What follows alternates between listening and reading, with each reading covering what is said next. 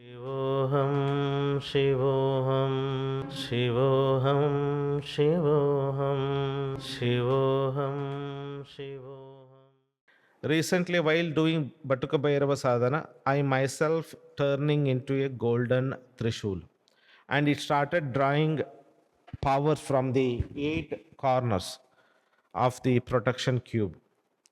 Can you help me understand this mystical experience?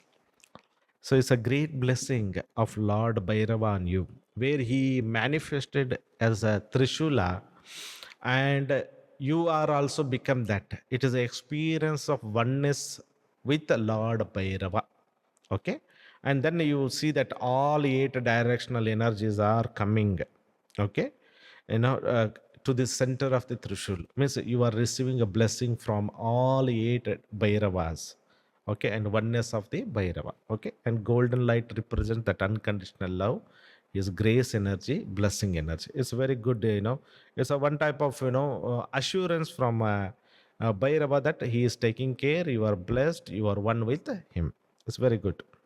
शिवोऽहं शिवोऽहं शिवोऽहं शिवोऽहं शिवोऽहं शिव